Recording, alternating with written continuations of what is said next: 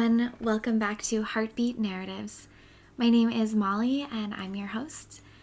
I was really happy to sit down for this conversation with Aunty June Naughton, who is a longtime family friend. This episode is essentially a reflection on a lifetime of exploring spirituality and her own awareness of what a gift it is to be alive. When I showed up to talk with her, I didn't know what her topic of choice would be, so this was a really special surprise, and I feel lucky to have had the chance to sit down with her. It was on a beautiful sunny Aloha Friday earlier this month in January. I think it's important to note that this is not meant to be a prescriptive or preachy discussion about religion or how to think or what to believe, but rather it is an honest conversation about one individual's personal journey toward aliveness. It encompasses many of her doubts and big questions about God, spirit, source, however you may refer to it, and how she's navigating health challenges and being open to the next life transition despite facing fear. As you'll hear, it all really comes down to love. Mahalo for joining Aunty June and I in this discussion.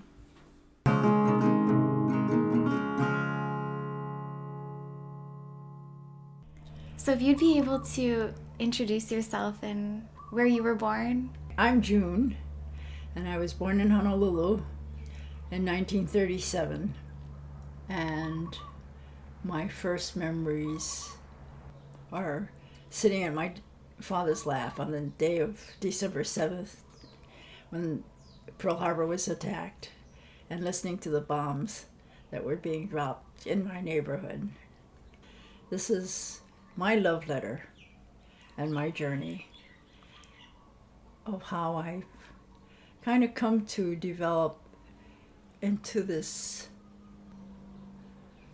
place in my life where love is the most important thing, that everything else is not as important or not as relevant to who we are or what we are. It is the relationships that we form with ourselves, with our God, and with one another that is truly, truly important. I think that's the key to not only peace in our families, but peace in the world. And I feel very privileged to be part of this journey that I have made and to be open to this journey that I have made, because not very many people want to make this journey. It is not necessarily an easy one, because it has many questions and you get distracted so easily by what's going on in the world. But I've always been interested at the beginning in religion, because I went to Maryknoll School and I kind of embraced Catholicism. I became more Catholic than any of the Catholics that I grew up with, even though I wasn't baptized until I was 21 years old. But I think through those years, I've developed an appreciation of what we call the call to become curious about who we are, what we are. So I've always been very interested in growing spiritually, but I never called it that, because I had this big World War enormous fight with God, because I could not understand how God could be so distant, so whimsical, so sometimes so annoying, until I had a dream one day that there were two sides. God was on one side, I was on the other side, and God came over and he dragged me by my hair into his camp, and I guess that was a question of, am I going to surrender And what does that mean? I mean, took like a span of 20 to 30 to 40 years. And maybe it wasn't until my 60s or 70s that I finally kind of really allowed myself to surrender, because you have to be willing to. And willingness is not an easy thing. It's to say, okay, all right, you win. Because who is God? God is my image of what I have learned and created in my own mind. And to unlearn what God is very, very difficult. It's like unlearning all of history.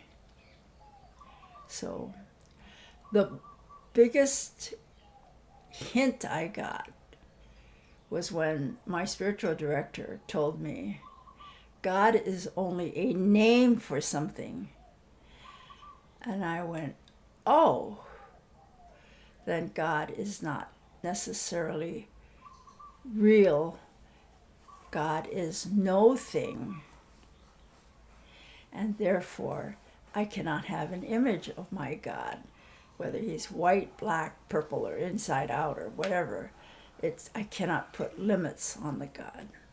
But that was very important for me, to make that shift into allowing God to be God and not to be my image of God, what God is. That was very key. Yes, I've been struggling. I've been talking to spiritual directors for a lot of time in my life, just talking about spiritual things and what I'm questioning, because I'm a doubter. I doubt everything. Who is God? Why is God? Why does he do this? Who is the church? What is the church? What is the church doing? Why is it so screwed up? Why is it necessary? Why am I Catholic? What? I think the community of people that come together to remind me to be spiritual is what is important for me.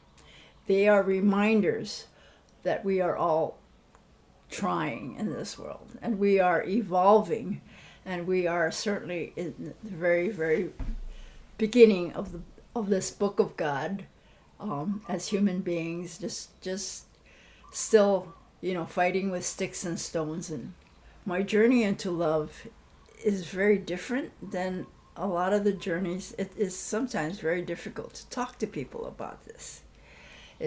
People don't really understand why you talk about love and what that means, because there are no words. Words are very, very inadequate, because they are created by our limited mind. Agreed. And because our mind is so limited, when we have no words, and we only create words that when we really understand what's going on. And since we don't understand what's going on, we can't have any words.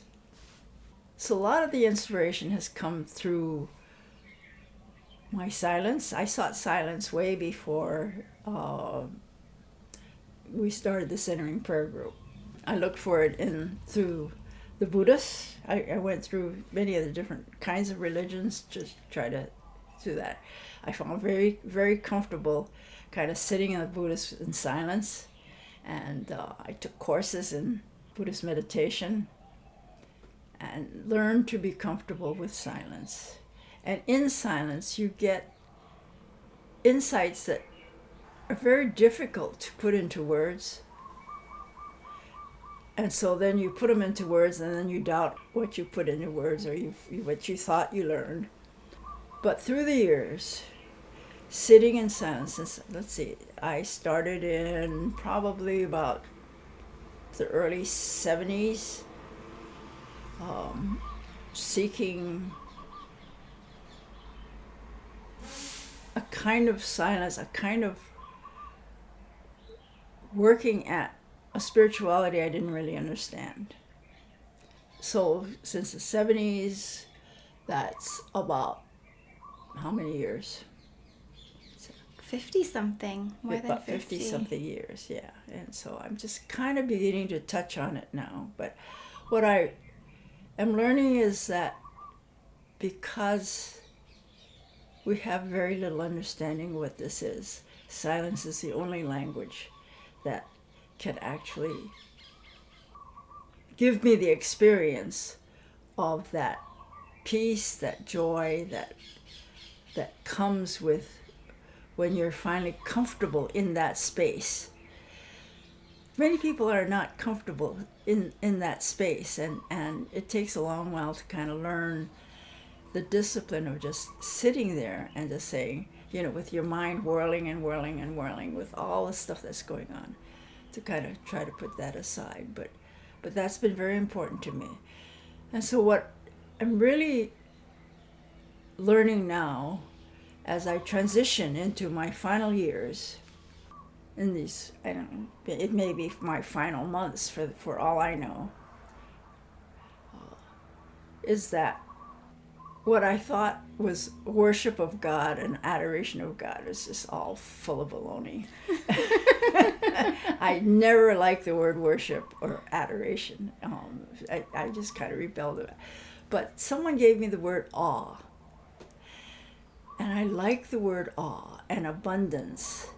So I'm just looking at awe and abundance and sitting in with that and just realizing that awe and abundance are part of this greater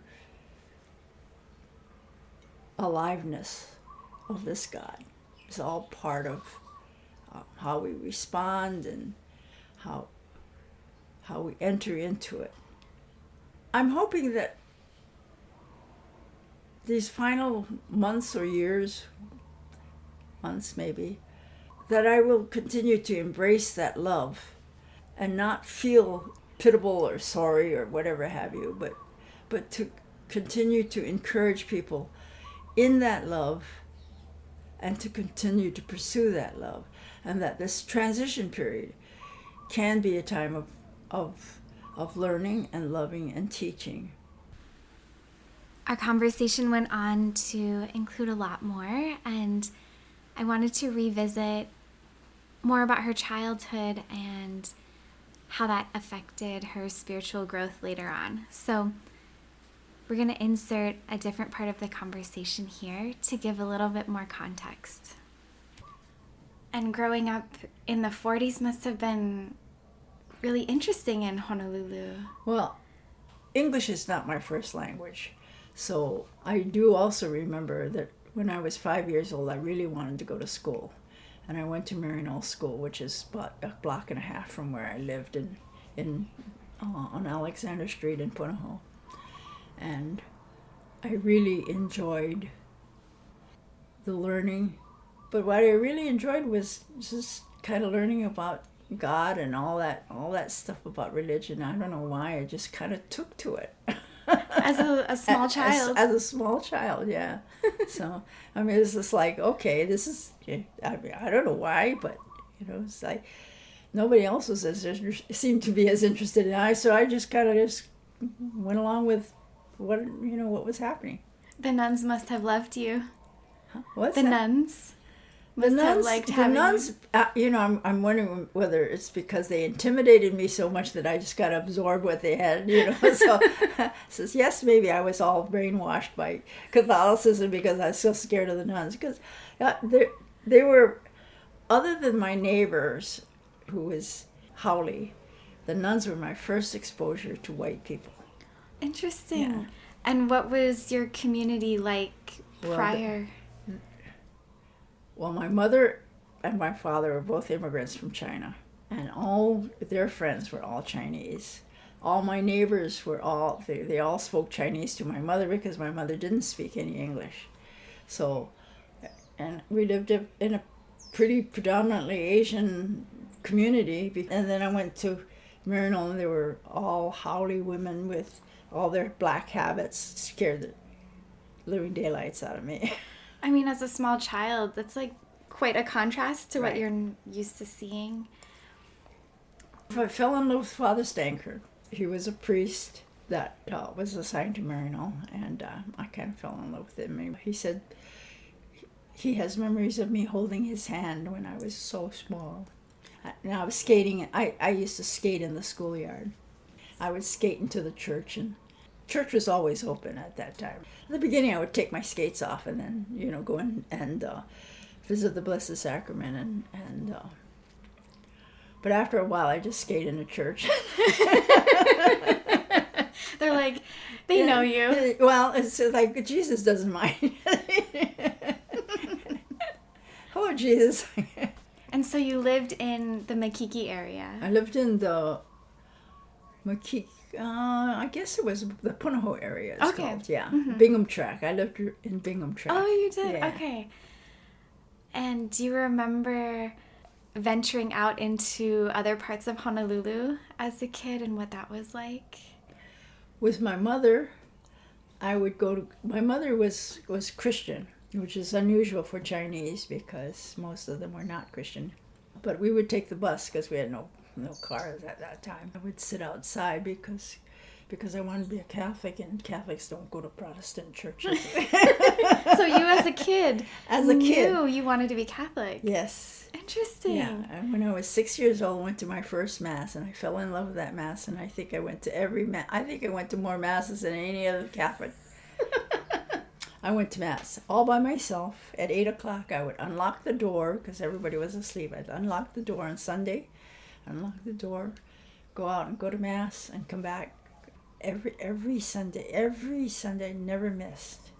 So there was something within you that was just calling you to that higher source, spirituality. I have no idea what was calling me. It was just I loved it. I enjoyed being there. I liked Jesus, Mary, and Joseph. I'd always invite Jesus, Mary, and Joseph to my bed, and before I went to bed, and says, "Come sleep with me." And so, I had this kind of very childlike, very innocent relationship, which has, in one sense, never left me, even though I had these, higher intellectual doubts and during my growing up. Mystics were always kind of poo-pooed. The saints were always martyrs, or somehow I later found out that half of them were cuckoo. I says, oh yeah, okay, I believe that. I started to be more attracted to mystical writings, even though I couldn't understand them. I started to become more attracted to them. And it was later when I realized that we are all mystics, that we are all called to be. Because mysticism is only experiencing God in a very special way. And so I think we are all called to experience God in a special way. And I think we're all mystics. And I think we should teach that. And God is not this thing in our head. It's the aliveness in us. It's what makes us alive. That beautiful awe. That beautiful awe. Oh, absolutely. The beautiful awe. And that sense of, when you just look, you look at anything. You look at a blade of grass. You look at, even the intricacies of the rock.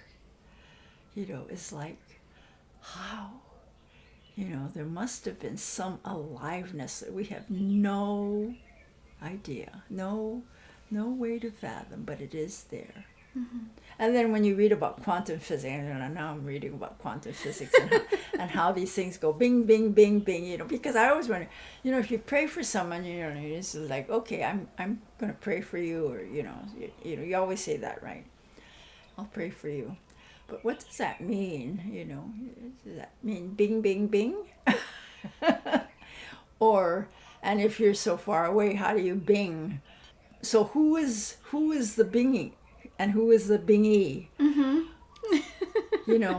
Does it matter? So there's a long period of time when I had a very difficult time praying for something, because I feel like that's the Santa Claus God, and I'm trying to, I like the Santa Claus God. It's like, okay, it's, but I'm trying to get away from that idea of, God give me this, God give me that, God give me that, because I don't think that's what God is about.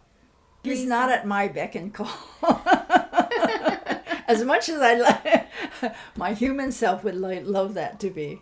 Yeah. You recently gave me a book by Richard Rohr.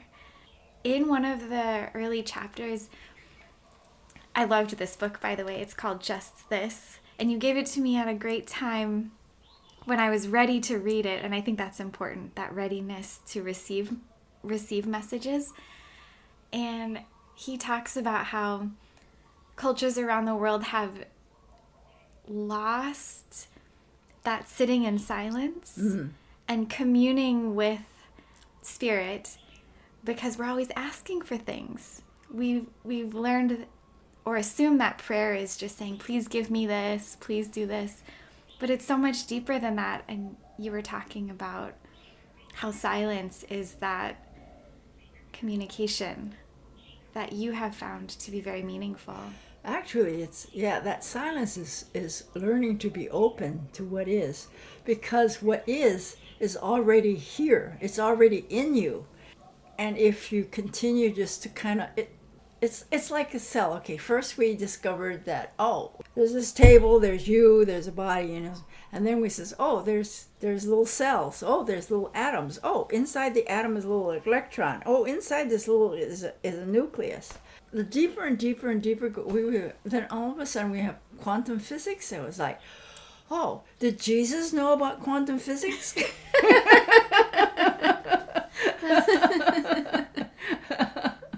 Jesus was also human. So he also had his human limitations. He could not really understand everything. This godlike is not really knowing everything. This godlike is being everything. I think there's a big difference between that. Is knowing and being are two totally different things. I didn't think about that though. Being and being present has nothing at all to do with our physicality. The physicality only allows us to be present and to be, and to reflect on that presence. When did you come to this realization? Oh, like now. In this present moment. Who knows? It's all evolving. I think it's all evolving. Eventually, what will happen? Because I think more and more people are thinking this way. Richard Rohr, Keating, everybody has a little piece to add. It's like another piece of sand in the beach, another grain, and then we put all our grains together. Oh, and then we create this wonderful, beautiful thing that somebody else sees. Maybe another 1,000 generations from us can now see the grains of sands that we are creating now. Who knows? I don't know. I think you're onto something. So as you grew up and you were a teenager, how did your spirituality shift into young adulthood? Oh, I continued to go to church. It was just a semi-obligation. It was or habit or whatever have you. I continued to go to church. And it wasn't until when I was in graduate school, I was in New York at that time, I was wondering whether I was going to be a nun. Really? Yeah. And I thought, oh. And then I kind of marched into church one day and I says, okay, God, I'll do anything else, but not that. So then I marched right back out again, and I felt very good. And that question never occurred to me again. And then I went. Then later on in life, I went, oh well, I'm not quite sure, but to be that open. That's a lot of trust. Yeah, because this is okay. Oh wow! But there was also another time when I went. Then I was still in New York. This twirling around in my mind about, is there a God or isn't there a God? I think we all have to come to this. Is there a God or isn't there a God? And if there is a God, then what? And if there isn't a God, then what? How does it affect my life? I knew that there were two choices. It was very clear to me. I could say, okay, there is no God, and I'll just go out and live my life the way I want to live. Or there is a God, and I will not so much attend, I will be open to what that means. I remember making that choice to be open to that God rather than to reject that God. And I think that's also another pivotal moment we all have to make that, consciously or unconsciously, we make that. Mm-hmm. What brought you to New York? I went to Columbia Teachers College. I wanted to be an elementary school teacher. And then I fell in love with a Haole guy, which kind of surprised me. And I went back to New York to be closer to him to see, how that developed. And so I worked in New York for 4 years. Oh, I didn't realize you stayed for that long. Yeah. Were you a teacher? I taught for 2.5 years, and then I said, if I continue in this, I'm going to die of an ulcer. So I quit. And then I went to work for NYU and worked with international students at NYU. And I worked for a Catholic organization, leadership for Catholic college students, just kind of bringing them together and having retreats. And then one day I got a call from the University of Hawaiʻi. I had met the director of the International Student Office and told him that I was looking for a job because I wanted to come home. I needed to come home to take care of my mother. And so he called up me. He says, well, there's a job opening here if you want to come. So I packed up and came back home. That's when I started with the International Student Office in 1966. And I retired in 1999. That was my career. That was a wonderful, wonderful time in my life. I met people from all over the world. And I think I shared the spirituality of love with them. I tried to help them cross barriers that sometimes is very difficult for people to cross. To meet one another, to accept one another, to be open to one another. Through the International Student Association, through, all the working through the advising and the problems and whatever have you, trying to teach people just to be open to communicating with one another. Sometimes we ask this, what is your spirituality? What is spirituality? And at that time, I had no idea how to. At this time, I still don't know how to define spirituality. But trying to instill joy rather than fear in accepting the surroundings and the day-to-day happenings. I hope that I was able to do that for a lot of students. I never called it God. I always felt that whatever they grew up in, however they grew up, their spirituality is in their culture, is in their own religion, and if they became the best in their religion, if they became the best Buddhist because they grew up in a Buddhist house, that's fine. If they grew up in a Protestant area, they became the best Protestant, the best person they are, with the help or without the help of their church. That's fine. But they should just be the best of who they are. I think that's more important for me than any religion.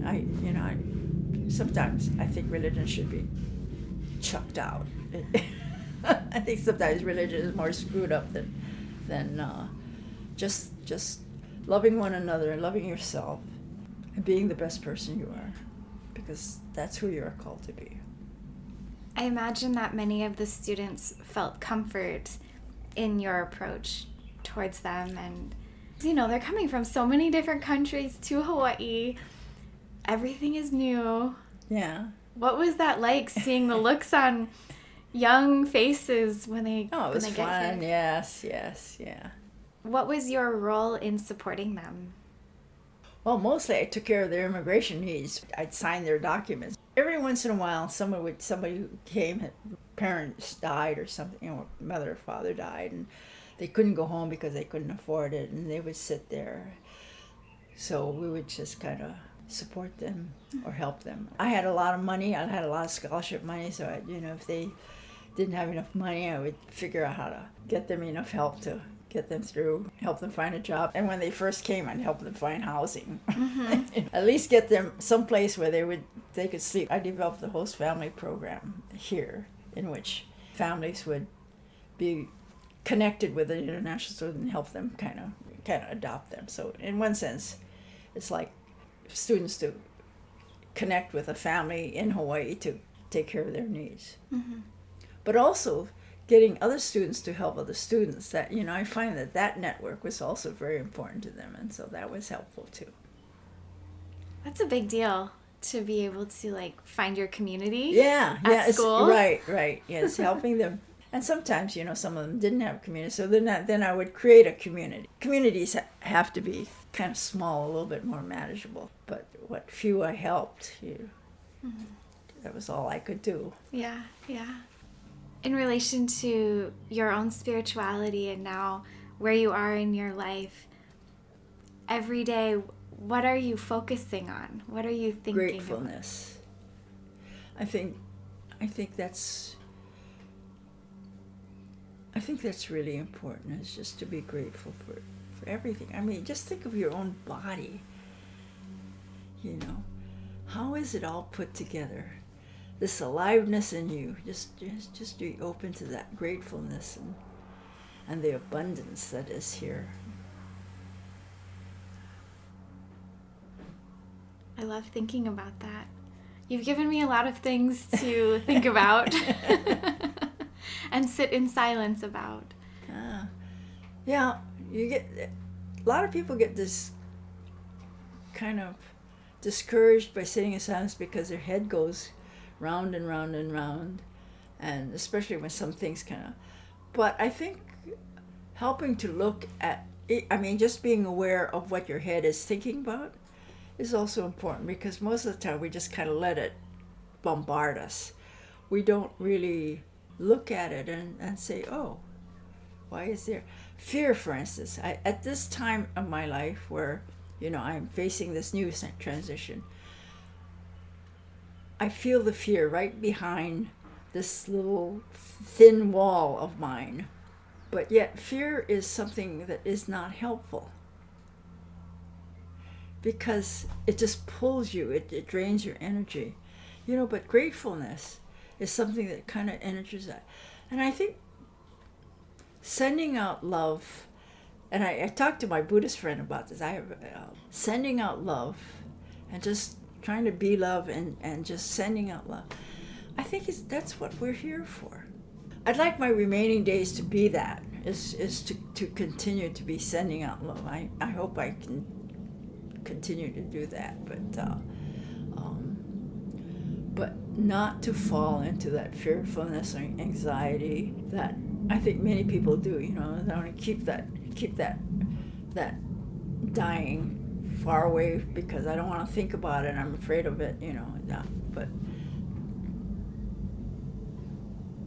But just to embrace each moment with gratefulness.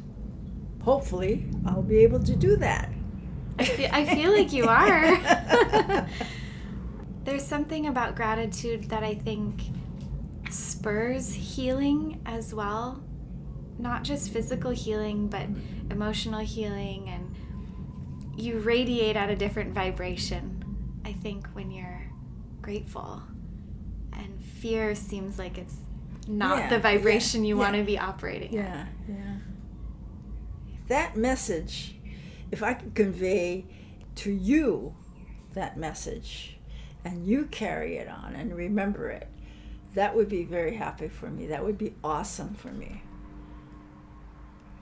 Especially my kids. I would love my kids to also have that. But they are encouraging me also to be hopeful, because every once in a while I get discouraged too, and I'm like, oh, gads, I just want to give up. But we are human, and we have to realize we are human, so, be vigilant. Good words.